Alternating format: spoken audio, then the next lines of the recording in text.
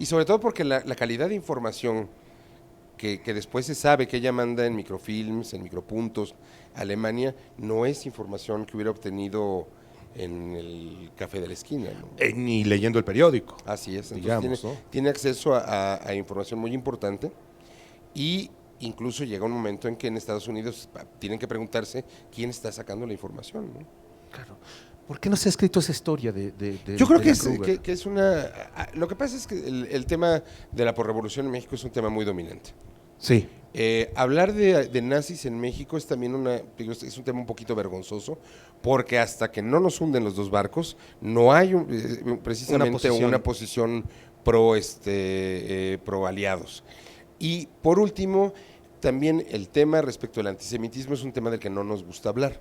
Y entonces, bueno, no es un tema cómodo. Ahora, de que hay ahí material para hacer 2 o 3 novelas policíacas maravillosas, seguro que lo hay, ¿eh? No, y hay una realmente buena. Lo que pasa es que no utiliza los nombres, digamos, reales, porque está Sergio Pitol Sí. con Domar a la Divina Garza, que es un gran título, por cierto, y que es de espías, ¿no? En la colonia Roma. Pero en realidad, bueno, como el gran Sergio Pitol, es un asunto absolutamente delirante que trata todos los temas, pero no es una novela policíaca como tal, ¿no? Sí, porque mira, nosotros nos encontramos con el fulgor de la República Española. O sea, el gran exilio, el tema de Cárdenas, el tema de la posrevolución. Se ha escrito mucho sobre el exilio español, se sigue escribiendo sobre el exilio español, seguimos descubriendo muchas cosas, etcétera, etcétera. Pero México no fue un país que, por ejemplo, se dedicara a salvar a los judíos, ¿no? O sea, los pocos judíos que llegan, muchos llegan asociados con barcos que traen republicanos españoles. Ah, y Entonces, el caso del embajador Bosques, Gilberto Bosques, que es un candidato para el oeste de Justos entre las Naciones, sí. que tiene ahí algún tema porque una de las características es haber puesto en riesgo su vida y bueno, no hay tanto así como si él hubiera corrido peligro vital. Sí. Ahora, yéndonos a números, frente a los 250,000 españoles, la cantidad de judíos que pudimos acoger fue muy pequeñita. Fueron muy pequeños, No ¿verdad? debemos haber pasado los 1,200, si mucho. Claro. ¿Quiénes más recuerdas de espías nazis o de nazis aquí que estuvieron en...? Mira, ahí hay es una cuestión como bien interesante. Los nazis tienden a ocupar cosas que ya están dentro de la comunidad alemana en México, que estaba ya desde tiempos de Maximiliano. Sí. Por ejemplo, un centro de espionaje alemán muy, muy socorrido, que tuvo mucho éxito, fue el Colegio Alemán. O sea, el Colegio Alemán operaba como centro de información, pero algo bien interesante, las juventudes hitlerianas tenían una delegación oficial en México y había un Partido Nacional Socialista Mexicano. ¿Qué tal? Entonces, bueno, sí teníamos toda la estructura de información, etcétera, etcétera.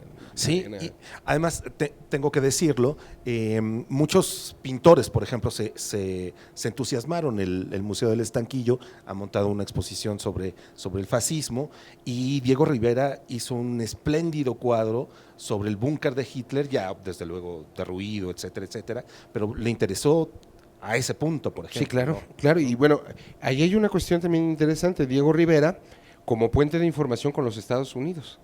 Es decir, Diego Rivera manda información a Estados Unidos respecto del comportamiento de los nazis en México por su presencia en el Partido Comunista. O sea, el gran enemigo de los nazis en México es el Partido Comunista. El gran denunciante del nazismo en México es Lombardo Toledano. Claro.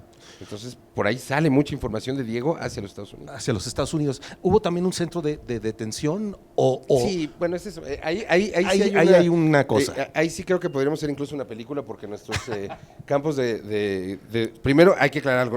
En México no hay algo así como campos de exterminio, campos de concentración, eso no existe. Por eso traté de ser muy preciso y decir de detención. El término es exacto, en Perote estaba el campo de detención. Ya no existe, no hay trazas de ello. No, ya no. No hay nada, habría que reconstruirlos. Digo, sabemos exactamente dónde estuvo, claro.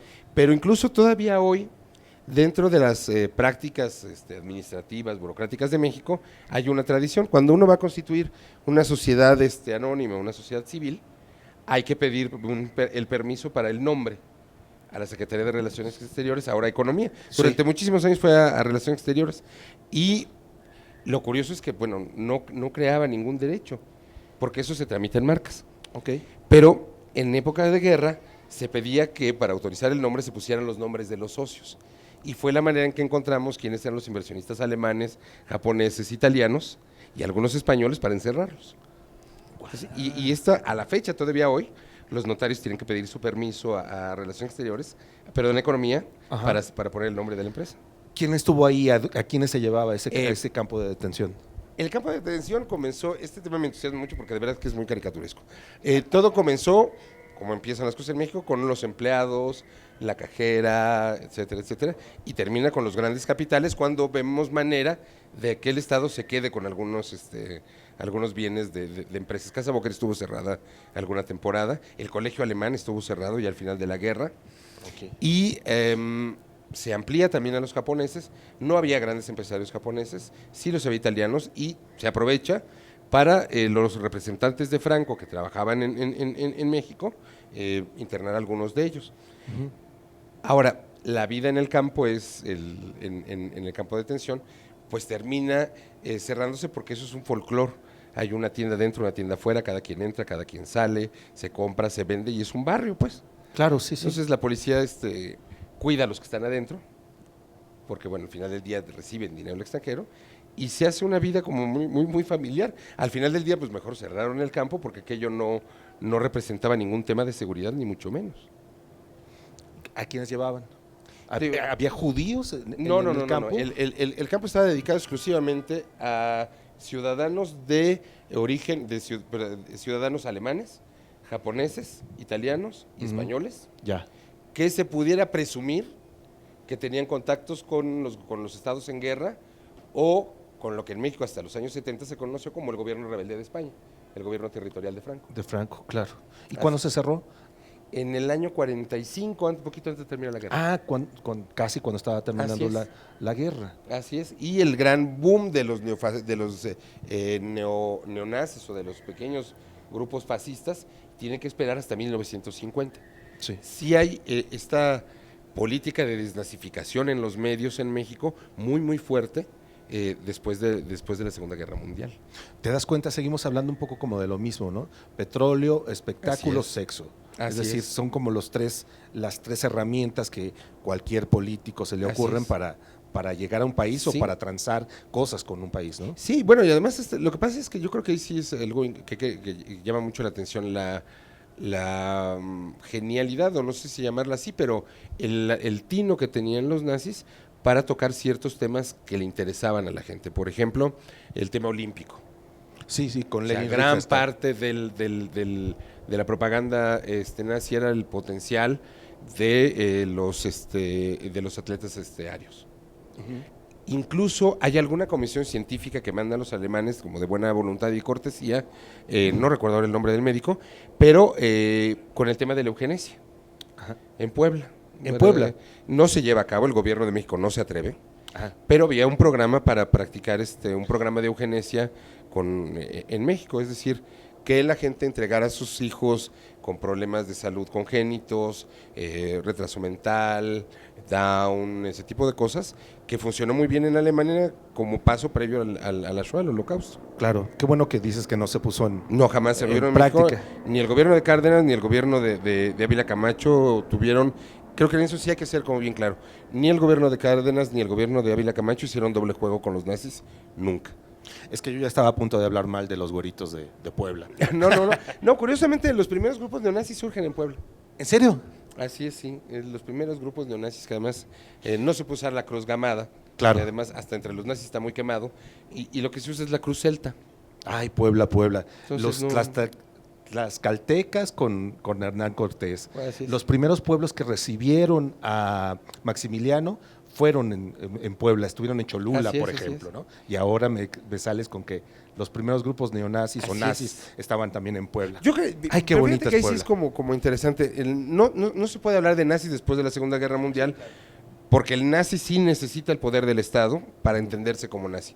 Lo que hay son grupos de supremacía blanca, grupos neonazis, skinheads, lo que uno quiera llamarle. Nazi se necesita, incluso yo diría que no puede haber nazismo después de Hitler, ¿no?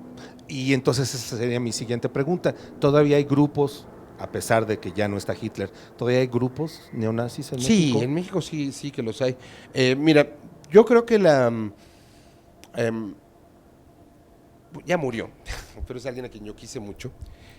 Yo tenía un profesor que era poblano, en el Colegio Cristóbal Colón, Manuel Mijares, un tipo fascinante, porque cuando uno tiene 14 años, lo que necesita uno en la vida es un líder, ¿no?